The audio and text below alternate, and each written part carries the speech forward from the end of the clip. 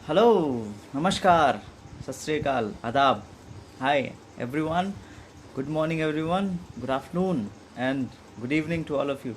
मैं चंद्रकांत साहू आपके सामने आज क्लास फिर से लेके आया हूँ।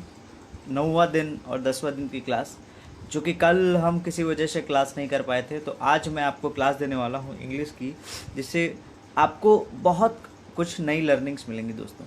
एक कोटेशन कहा जाता है, नॉर्मल सी चीज़ बोली जाती है दोस्तों कि अगर आप किसी लक्ष्य का पीछा कर रहे हैं तो आपको उस लक्ष्य के पीछे तब तक भागना चाहिए तब जब तक आपको लक्ष्य मिल न जाए। दैट मीन्स आपको उस लक्ष्य को कभी छोड़ना नहीं चाहिए। यस, ड्रीम्स भी ऐसे ही काम करते हैं दोस्तों। सेम सेम चीज़, आपको अगर कुछ चीज़ सीखना है, कुछ चीज़ लर्न करना है, तो आपको परमानेंट कंटिन्यूएशन में 100% उसको करते रहना पड़ेगा, उसको छोड़ना नहीं है। अगर आप छोड़ दिए डेट मीन्स आप डर गए। मुझे नहीं लगता कि आप डरते होंगे। अगर आप डरते हैं तो कोई भी काम आपसे नहीं होता है। अगर आप नहीं डरेंगे तो वो काम 100% होगा दोस्तों। यस, तो आज का इंग्लिश का टॉपिक इसी चीज़ पे डिपेंड है कि आज आप कितना कितना आपके अंदर धैर्य है, कितना आपके अंदर साहस है कि उस लक्ष्य का पीछा आप कर पाओगे। यस दोस्तों, आज का जो टॉपिक है कुछ खास इसी चीज़ पे फोकस रहता है। सबसे पहला टॉपिक जो है दोस्तों, सिंपल पास्ट टेंस। क्योंकि मोस्टली दोस्तों हमारे जीवन में बहुत सारी ऐसी घटनाएं होती रहती हैं, कंटिन्यू घटना बहुत ज़्यादा होती रहती है, जो कि हमें झकझोरती है, हमें कुछ सिखाती है, हमें कुछ आगे बढ़ाती है।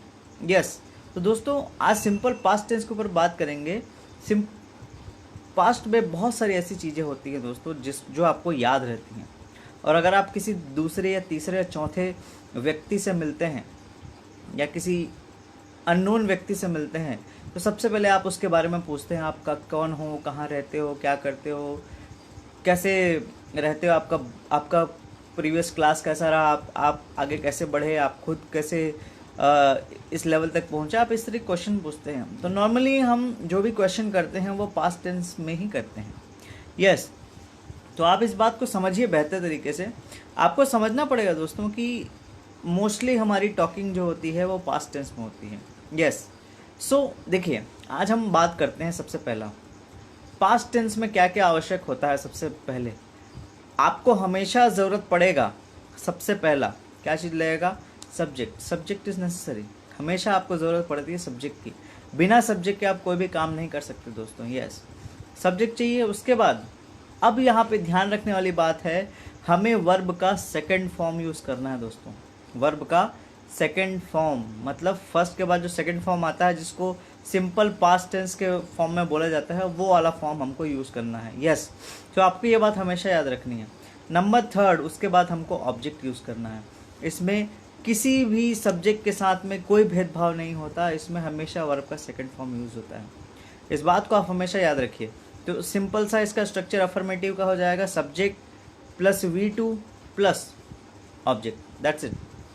सो आप अपने आप के लिए बोल सकते हो, आप सुबह उठते हो, मैं सुबह उठा, आप क्या बोलेंगे, आई वोक अप। वेकअप का second form I woke up. उसके बाद आप क्या किया, आपने ब्रश किया, आई ब्रश्ड। उसके बाद आपने नहाया, आई टुक अ बाथ, मैं नहाया। उसके बाद आई एट ब्रेकफास्ट, मैंने खाना खाया। उसके बाद आप किसी के लिए बोलोगे शी डांस्ड, उसने वह नाची, ठीक है। उसके बाद आप बोलोगे दोस्तों शी चेंज्ड हर सब्जेक्ट, उसने अपना सब्जेक्ट बदल लिया। She created a beautiful picture, उसने एक बहुत अच्छा ब्यूटीफुल पिक्चर बनाया। She enjoyed the movie, he cooked very delicious food, उसने बहुत अच्छा खाना बनाया। He made a bike, he made a new bike.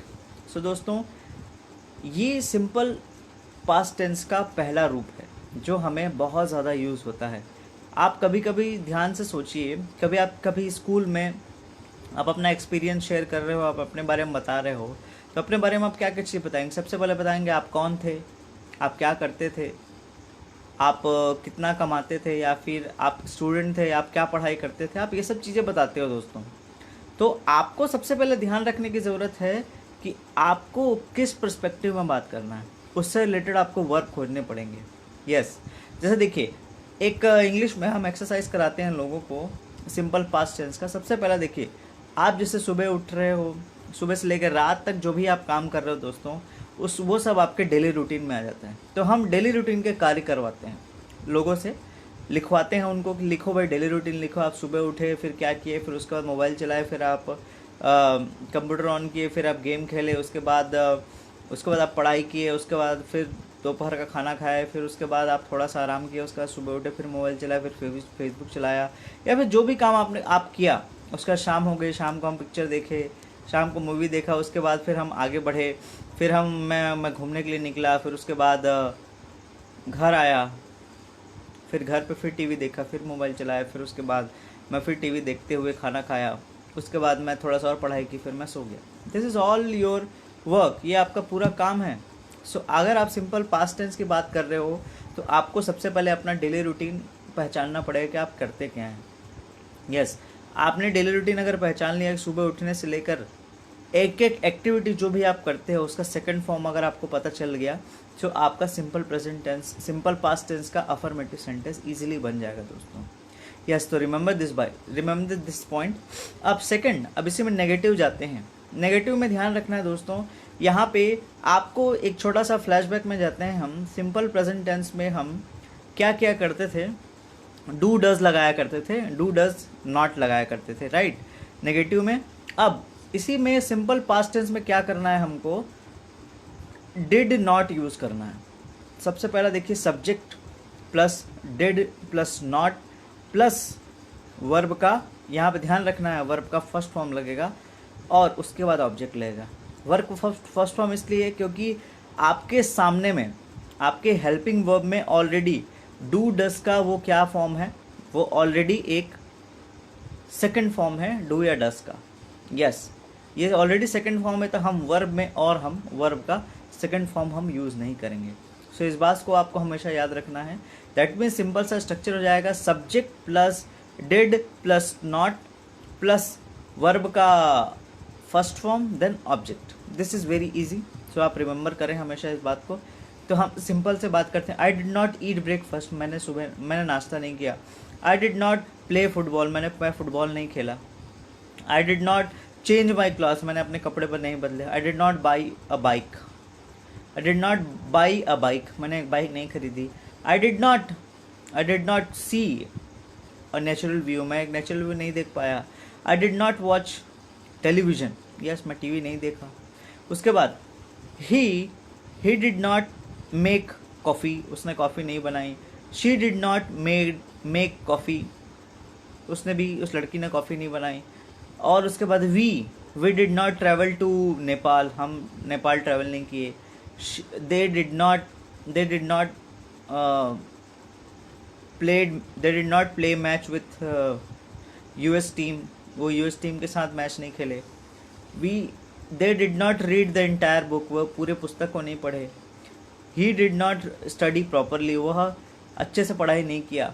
सो ये सिंपल सा सेंटेंस है दोस्तों, आपको हमेशा इस बात को याद रखना है कि this the perfect thing. I guess negative का अगर आपका क्लियर हो गया है तो आपको सिंपल सा आपको क्या करना है, थम्स अप देना है, ताकि बता सकते हैं कि यस कि ये रियली में मुझे समझ में आ रहा है।